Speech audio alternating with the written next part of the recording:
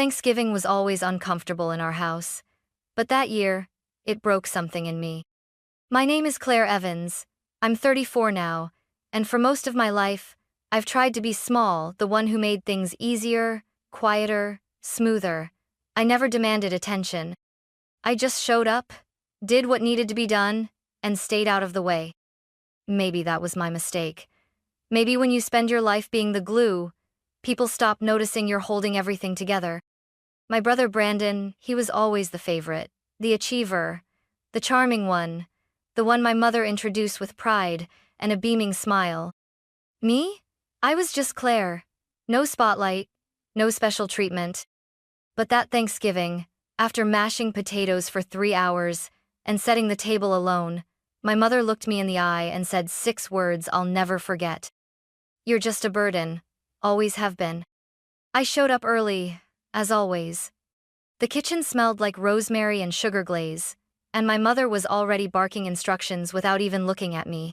"No hug?" I asked, forcing a smile. She didn't answer, just pointed toward a bowl of unmashed potatoes. "These need mashing." I nodded and got to work, sleeves rolled up, pretending it didn't sting. It did, but I'd gotten good at pretending.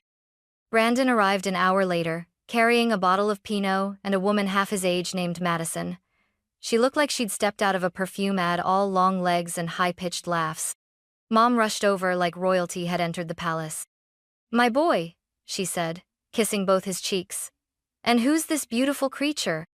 I stayed in the background, setting the table, moving silently between rooms like a ghost no one had invited. When I placed the napkins, Madison squealed.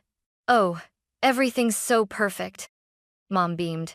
"Claire's always been practical." It wasn't a compliment. Dinner was a parade of Brandon's wins. His latest corporate pitch, his trip to Barcelona, the condo in downtown Chicago. Mom's eyes sparkled with every word. Madison giggled like she was paid to. I cut my turkey into small, quiet pieces and stayed quiet until Mom turned to me. "It must be nice living alone, huh?" she said, her tone light but sharp. "No responsibilities." I gave a soft laugh, trying to stay light. "Yeah, well, the mortgage fairy sure helps with that." She blinked. Then came the ice. "You know, Claire, you act like you're doing us some huge favor. You're not. You're just a burden. Always have been." The room froze. Brandon chuckled. "At least I make this family proud." That's when I stopped chewing. I set my fork down. Slowly, deliberately. I looked at my hands. Hands that had scrubbed their bathroom tiles, repaired their leaky sink, paid their mortgage more times than they could count. I didn't say a word. I didn't yell. I didn't even look at them. I just stood up, walked out the front door, got in my car, and drove. I don't remember the drive home. I just remember the silence. No music, no tears, just the weight of a sentence I could never unhear. "You're just a burden." I didn't text. I didn't call. When I got home that night, I left my coat on the floor and sat on the edge of the couch, staring into nothing. My hands were still shaking. Not from anger, not really. From something colder. Something closer to disbelief. I thought about every bill I'd paid. Every Friday night I'd dropped off groceries. Every time I'd left work early to drive my dad to a checkup, unclog their sink, or fix a flickering fuse box. I wasn't their daughter. I was their maintenance plan. So I made a decision. First, I turned off the auto pay. Mortgage, utilities, all of it. Then I deleted every calendar reminder labeled Evans Household. No message, no explanation. Just absence. It took 3 days before the silence started to sting on their end. My dad called first. I didn't answer. His voicemail was clipped and gruff. "Claire, the mortgage didn't go through. Your mother's upset. What's going on?" "No. Are you okay?" "No. We're sorry. Just, your mother's upset." Of course she was. The next morning, I got a text from Mom. No greeting, no softening, just, "We need you to sort the mortgage before it affects our credit. Don't be childish." Childish. The word hit like a slap, as if I'd thrown a tantrum, not walked away after a lifetime of being taken for granted. I stared at the screen for a long time, thumb hovering. I could have sent a dozen angry paragraphs, could have emptied years of resentment into one long message. But instead, I left it on read and went back to making coffee. If I was just a burden to them, let's see how they function without the weight I carried. Weeks passed. No apology, no questions, no accountability. Just silence, not the kind that heals, but the kind that exposes. I'd always assumed, deep down, they'd notice if I stopped helping, that maybe my absence would reveal my worth. But they didn't miss me. They missed the convenience. They missed the free labor. They missed the money. That's when I realized they never actually saw me, just the things I did, the boxes I checked, the weight I carried so they didn't have to. And when I stopped, they called it childish. Not broken. Not hurt. Just difficult. And that's how I knew I wasn't coming back. It started with a call from Sophie, my cousin. She never gossiped, at least not to me, so when she phoned out of the blue on a rainy Thursday, I knew something was up. "Claire," she said, her voice hushed. "Brandon's in trouble." I leaned back in my chair. What kind of trouble? He quit his job. Or, well, rumor is he got pushed out. Something about mishandling client funds. Nothing official, but people are talking. I blinked. Brandon? Mr. Corner Office? The self-declared startup prodigy? I'd always wondered how he maintained the lifestyle, the watches, the cars, the trips to Santorini. Turns out maybe he couldn't. Sophie exhaled. He moved back in with your parents. Of course he did. By the end of that week, the messages started again. This time, different in tone, sweeter, practiced. Mom. Hey honey, I know things got tense. We all say things we don't mean. Can we talk? I made that cinnamon roast you used to love. Then. Dad. Mortgage is 2 months behind. Things are tough right now. Can you help out just this once? Just. This. Once. Like the last 7 years didn't happen. Like I hadn't been quietly funneling money into their house while Brandon flew business class and drank scotch older than me. I didn't reply. Then Brandon called. I let it go to voicemail. Claire, hey, look, things got messy, I know, but I've got this new business idea. Real potential. I just need some seed capital. I thought maybe you'd want to invest. Win-win, you know? Invest. He wasn't even sorry. He didn't apologize. He pitched. Like I was some angel investor he met on LinkedIn. Like he didn't laugh at me across the dinner table 6 weeks ago while I silently peeled potatoes in their kitchen. I played the message twice, just to be sure I hadn't imagined it. But no, it was real, word for word. That was the moment something clicked. This wasn't miscommunication. This wasn't a bad day, or a heat-of-the-moment insult. This was who they were. And they still thought I was, who I used to be, quiet, giving, deferential. They thought the silence meant I was hurting. That I'd eventually crawl back, as I always did, once the guilt set in. But they were wrong. This silence wasn't weakness. It was clarity. I finally saw them. And more importantly, I saw me outside of their expectations, outside of their manipulation. And that version of me? She wasn't coming back. It was a Tuesday when the call came. I was at work, going through quarterly reports, a half-drunk coffee by my keyboard, when my phone buzzed with an unknown number. I almost let it go. Almost. But something in my gut told me to pick up. Hello? A man's voice, crisp, and too polite. Hi. Is this Claire Evans? Yes. This is Andrew Walters from North Pine Mortgage. We're calling to verify a recent loan application on 1713 Willow Bend Drive. I froze. That was my old family home. My parents' house. My voice tightened. I didn't submit any loan application. There was a pause. I heard papers shuffle. According to our records, the application was filed last week. You're listed as a co-signer, along with a Brandon Evans. My stomach dropped. No, I didn't authorize that. I didn't sign anything. Brandon, that's my brother. Andrew cleared his throat. Would you like us to send you the documentation? Immediately. I hung up and just sat there still, quiet, every part of me suddenly alert. 10 minutes later, the email came through. PDF attached. I opened it and felt something hot rise in my chest. There it was. My full name, my address, my income. All scrawled across a mortgage refinancing document with my forged signature and Brandon's right beside it. The intended use section? Startup capital. He'd tried to put my name on a 6-figure loan, using the house I once paid for without telling me. He even used my old bank details, the ones I hadn't touched in over a year. And he almost got away with it. I saw red. I didn't scream. I didn't cry.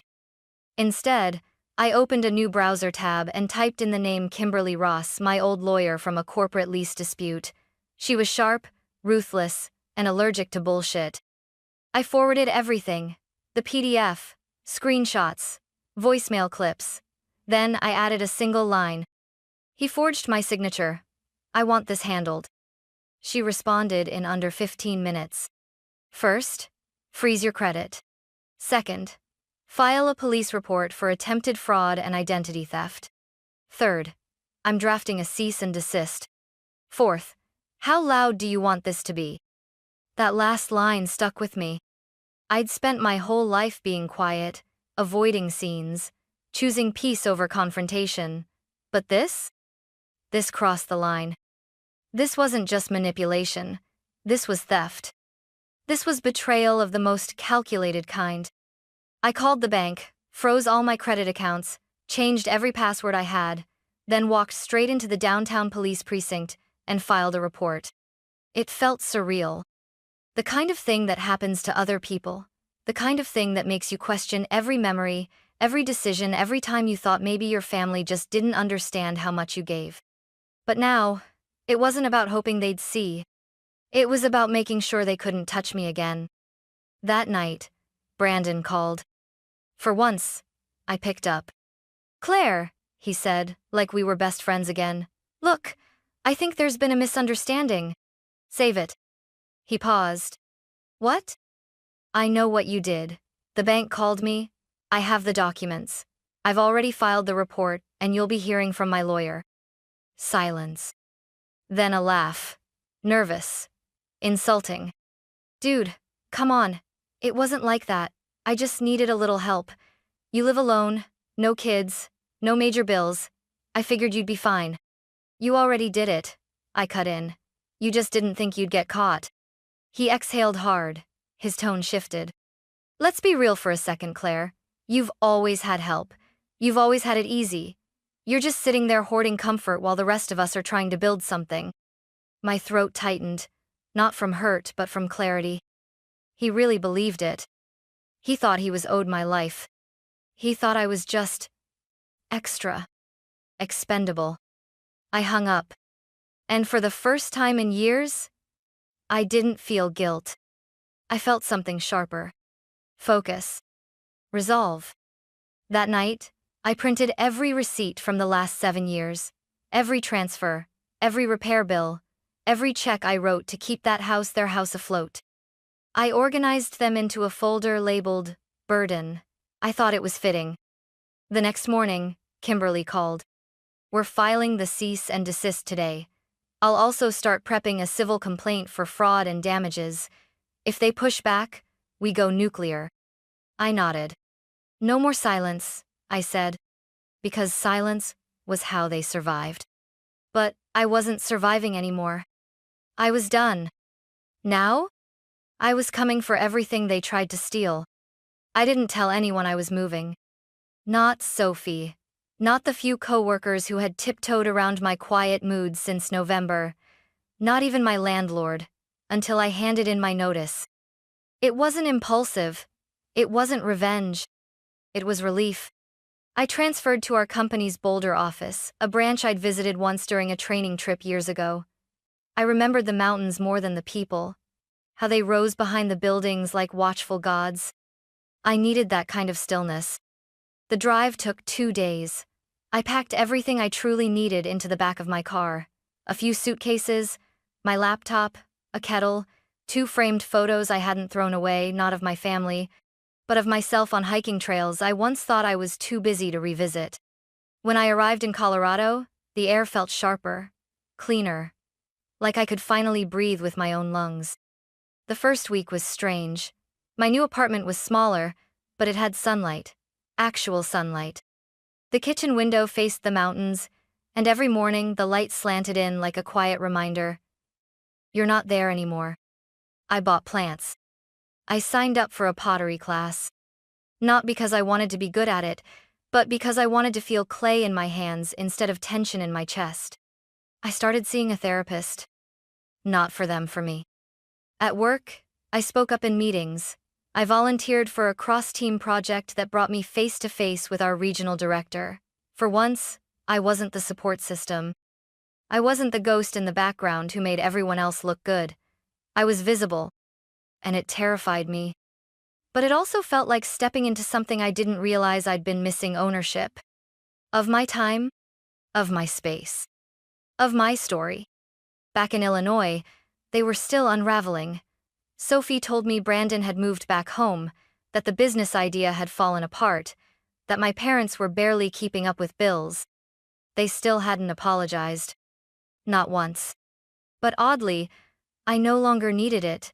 Not the apology, not the explanation, not even closure, not in the way I thought I would. What I needed was peace, and distance gave me that.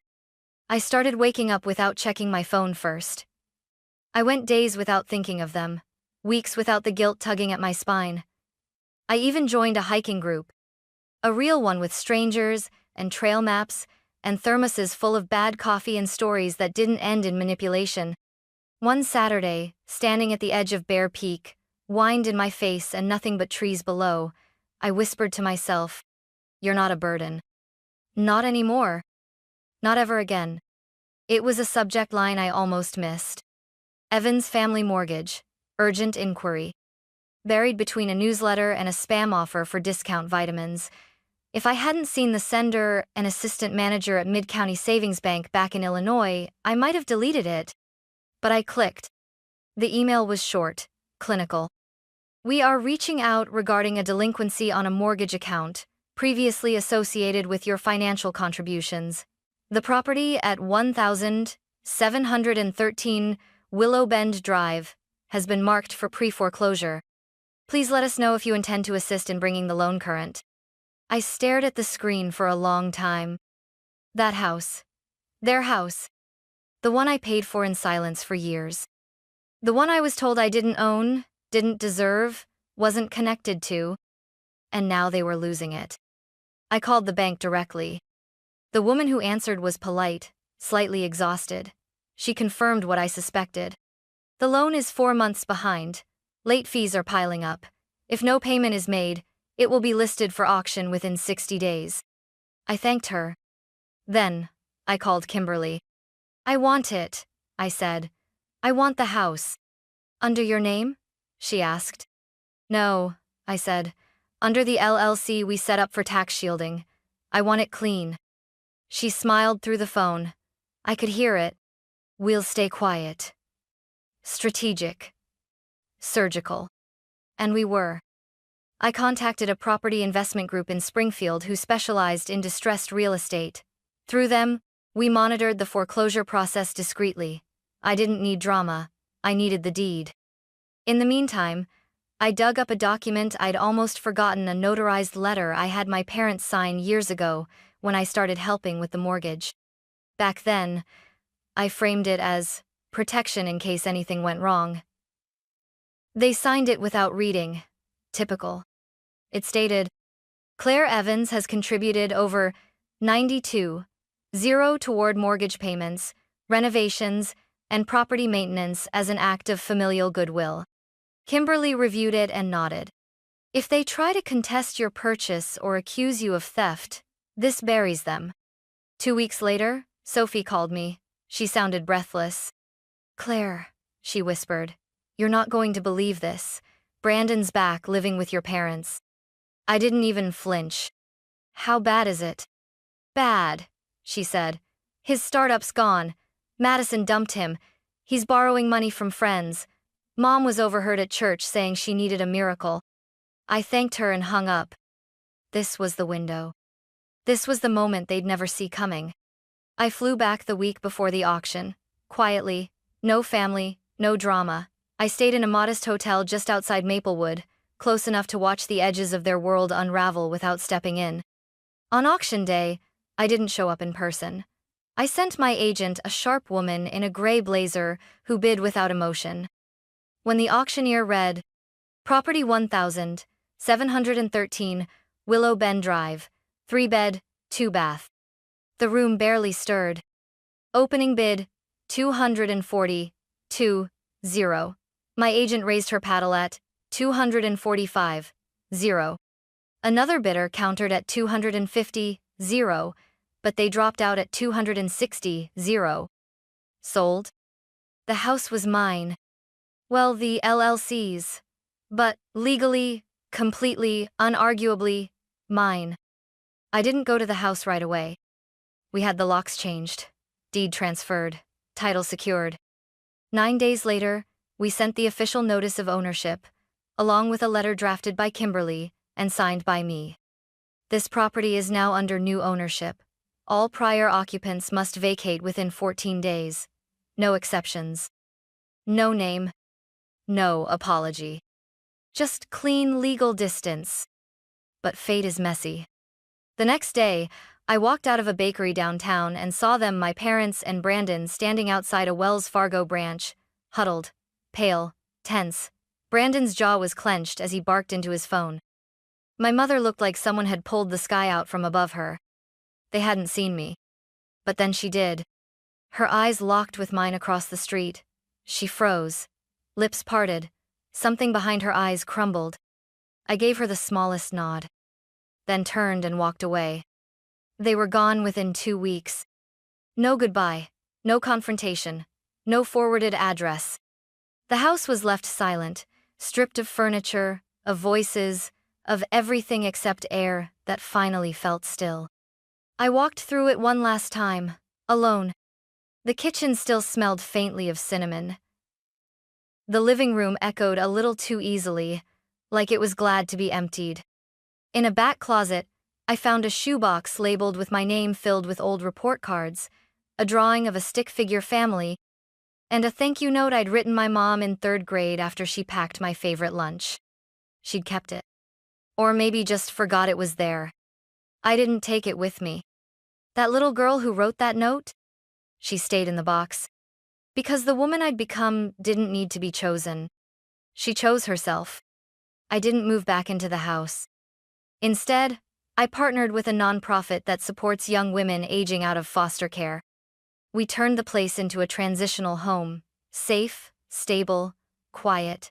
I funded the renovation through my business, set up a small grant in my grandfather's name, the only man in my family who ever saw me. 6 months later, I visited one evening. The porch light was on. Laughter drifted out the windows. Someone had painted the mailbox blue. I stood at the curb and smiled. Because that house? It no longer carried their legacy. It carried mine. And this time it was built on choice, healing, and fireproof peace.